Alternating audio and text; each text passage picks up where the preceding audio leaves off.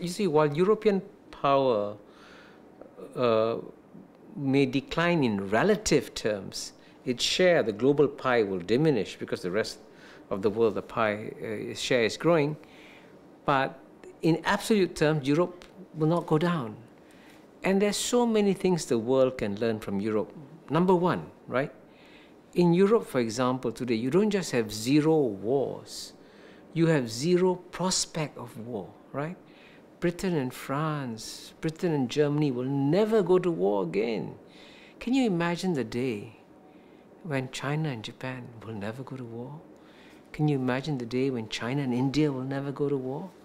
We want what Europe has achieved in that area to spread to Asia. So there are positive lessons from Europe we can learn politically, and also in economic terms. You have such a wealth of history, of research in so many areas, you know. And that wealth of knowledge that takes years and years and years to accumulate is still very valuable. So luxury goods, yes, it will definitely shoot up. The price of Chateau Lafite has gone up through the sky because Chinese are drinking it now. Yes, that's going to happen. The price of Louis Vuitton products will shoot up through the sky. That will happen too. BMWs, Mercedes-Benz, you name it, right? But that's not all. And I think it's important for Europeans to take an optimistic view of the future rather than a pessimistic view of the future that is now sweeping across Europe.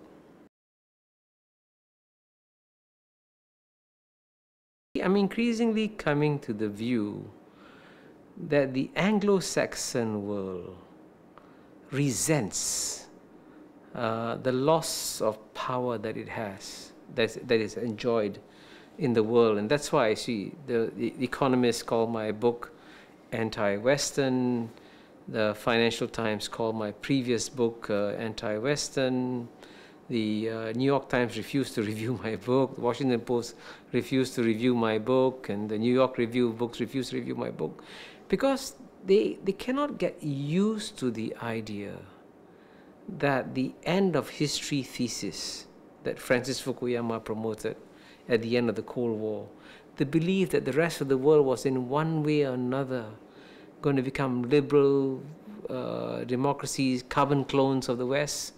Now that was a how do you say, a tremendously unrealistic dream that they had. And in the Western mind, there was this belief that as the Asian states modernize, they would also Westernize. Now, for the first time, what you're seeing in Asia is modernization without Westernization. And this frightens them, because they say, hey, this will be as modern, as efficient, as effective as we are, but they'll not become our cultural copies. And that fear has still not been expurgated from the Western mind. And that's why newspapers, magazines continue to cast this very negative view of the return of Asia, which I think is a mistake.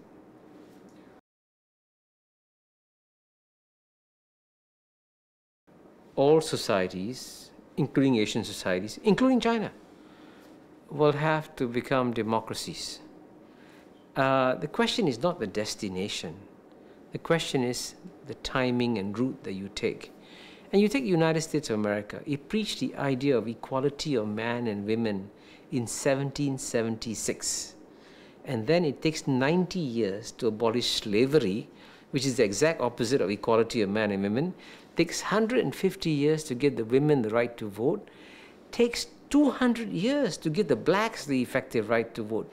Now, the United States of America has had no historical baggage at all, and yet it takes 200 years to achieve a full democracy.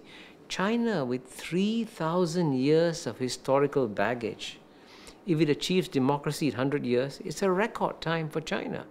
So the question is, are you going to allow these societies to change slowly, gradually, and carefully?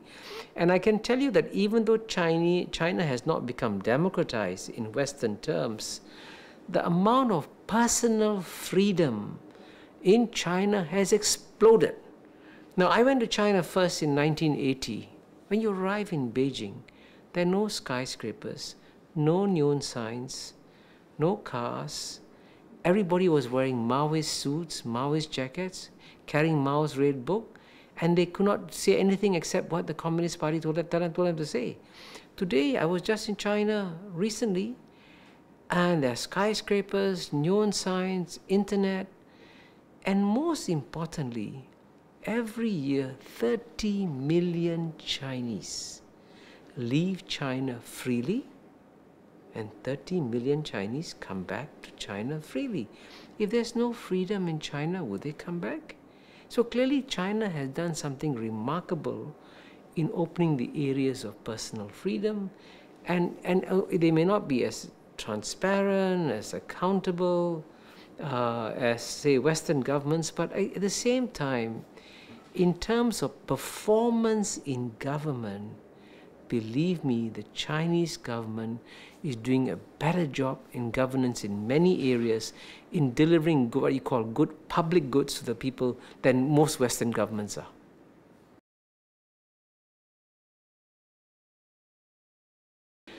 The Western perception of China gets it almost completely wrong. The idea that China is now still being run by a dictatorial government pushing the people down is absurd. The reason why China has delivered the fastest growing economy in the world is because China has liberated, the Chinese government has liberated Chinese society, allowed entrepreneurship, and allowed the people to grow and develop on their own. And most importantly, and this comes as a shock to many Western audiences, everybody assumes, hey, United States has got the longest history of higher education, the best educated population, that they would have the most effective government. Believe me, the Chinese government today is the most meritocratic government in the world after Singapore.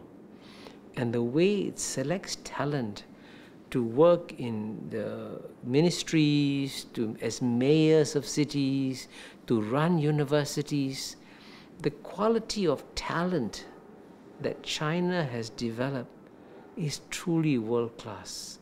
And it is the ability to harvest Chinese brain power and use it well that explains China's success. And this idea that it is a dictator or dictatorial system is a complete misunderstanding of China.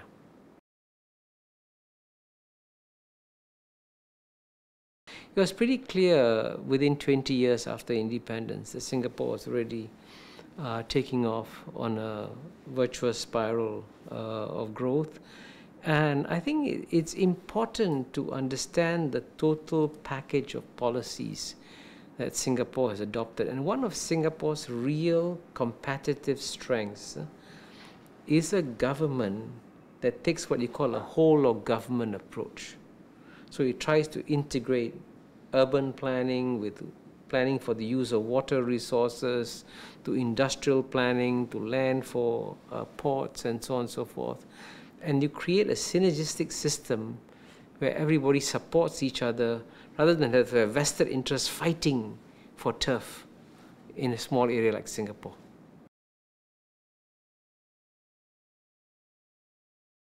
I think the most important thing for Europeans to learn from Singapore is, number one, never take success for granted.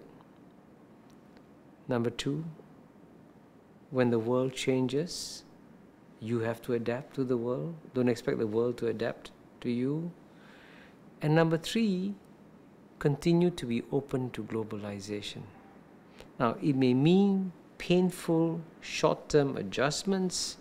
I can tell you, for example, in the early years, Singapore had a major investment from a German camera factory, Leica, which sent a few hundred engineers from Singapore for training in Germany.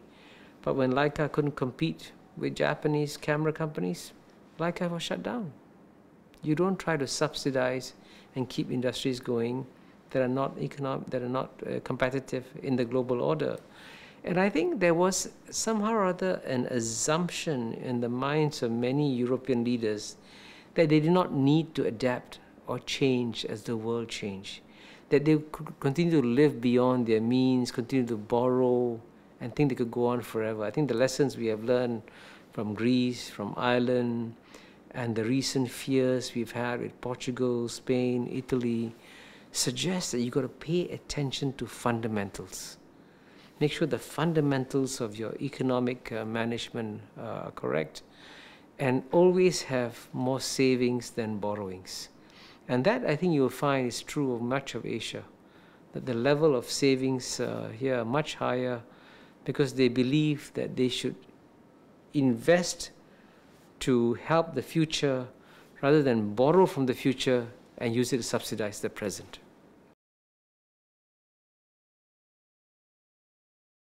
Politicians are not programmed to take care of their future generations of voters because they're elected by the current generation of voters. And this is why I'm going to say something heretical, which you cannot, of course, say in Europe, which is that you've got to consider what are the defects and deficiencies of the democratic system. Now, I know that democracy worship has become a big industry in America and Europe, and as I said, I agree that all countries must become democracies in the long run. But you also have to understand that the system has got lots of weaknesses, and you've got to address those weaknesses and try to compensate for them. For example, like in the case of United States of America, the way public policies are made in the United States of America, in theory, it's a government of the people, by the people, for the people, right?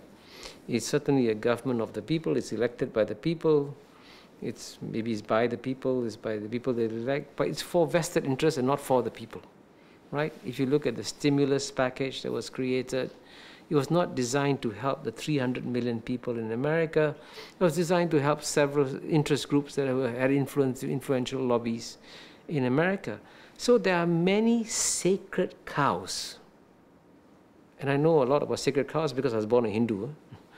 So there are many sacred cows about Western democracy that need to be addressed today in the West, which no political thinker dares to bring up in the Western context, because you'll be killed if you challenge democracy in America or Europe.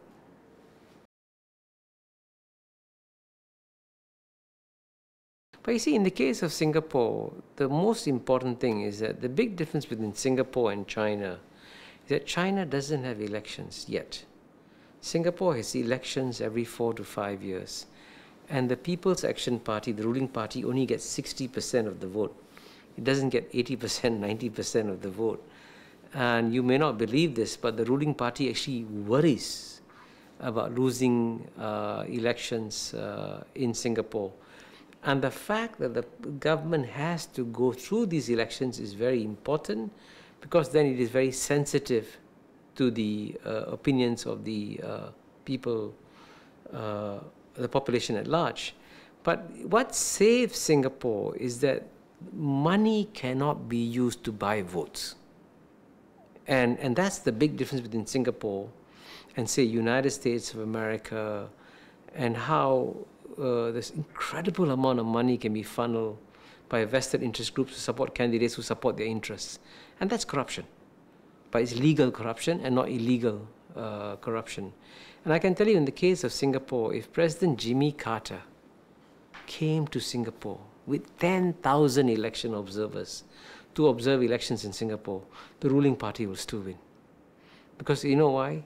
The Singapore government has delivered the fastest increase in the standard of living of any society since human history was created. And that's an incredible achievement. So why should the population vote out the Singapore government?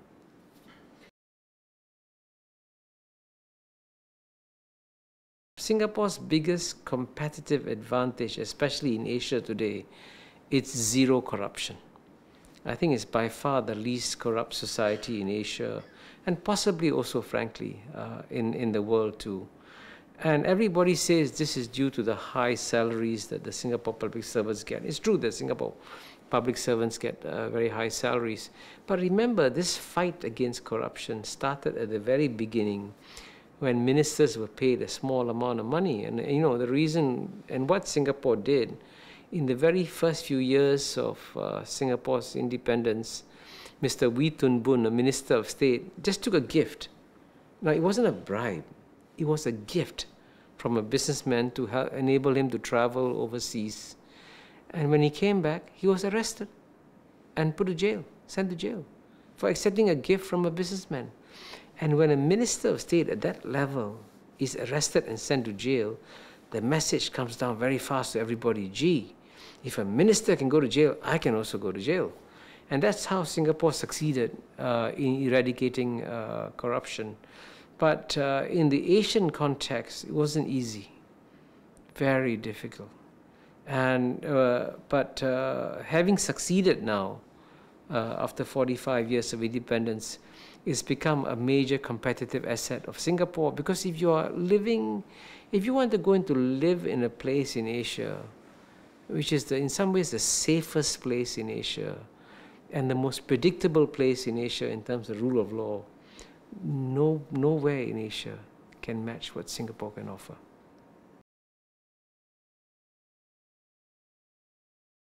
If you're a student of the history of small states, with the exception of Switzerland, which has enjoyed 500 years of peace, I believe, small states like Singapore are like shooting stars. They're brilliant, but they can disappear very fast too. So the biggest danger for Singapore is to assume that it will be successful, to take success for granted. And if Singapore does not keep reinventing itself, changing itself, adapting itself every 10 years, it'll be in trouble. Because the world is changing so fast. And if the world changes so fast, you as a small country have got to change and adapt and adjust equally fast too. And so far that's been Singapore's greatest asset. And of course, all the investments that we are making, both in terms of in the education of our population, in creating this wonderful infrastructure that we have. We are the best planned city in the world in some ways today. And at the same time, Singapore is also very fortunate that the regional environment in Southeast Asia, which used to be very difficult, in fact, Southeast Asia, as you know, is the Balkans of Asia, as a result of the creation of ASEAN, the Association of Southeast Asian Nations, Southeast Asia, with each passing decade, becomes more peaceful, more integrated. And as a consequence of which, Singapore, which thought it was in the wrong geographical region in the world in 1965 when it became independent, now believes it is in the sweet spot of history. Because if you look around Singapore, the two biggest, fastest growing economies in the world are China and India. They're within 6 hours of Singapore, any city in China and India. And as a consequence, what's going to happen is that China and India will be like two major jet engines carrying the rest of Asia, including Southeast Asia, up with them. And as Asia goes up and Southeast Asia goes up, Singapore too will go up naturally in the years to come.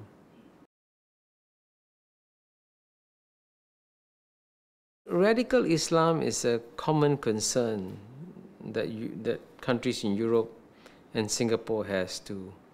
And here it would be good if Europe could begin to have a policy that is independent of the United States of America in this area. And let me tell you why. If you were looking for a silver bullet to solve the problem of radical Islam, the silver bullet exists. And the silver bullet exists in the form of a two-state solution between Israel and Palestine. Believe me, if you can implement the accords that President Bill Clinton drafted in Taba in 2001, believe me, if you implement that, you take away the main recruiting weapon that many terrorist organizations use when they try to look for young people to become suicide bombers. You see how the West has double standards, see how they are constantly talking about human rights for everybody, but they never talk of Palestinian rights. And it's true, Palestine remains the last occupied country in the world, and it's occupied with the help of the Western world. So if Europe can send a signal that it actually supports a two-state solution very strongly, and then uses its power and influence to persuade America to give up its unbalanced policy on Israel and Palestine. That will reduce Islamic radicalization, that will benefit Europe and benefit Singapore too.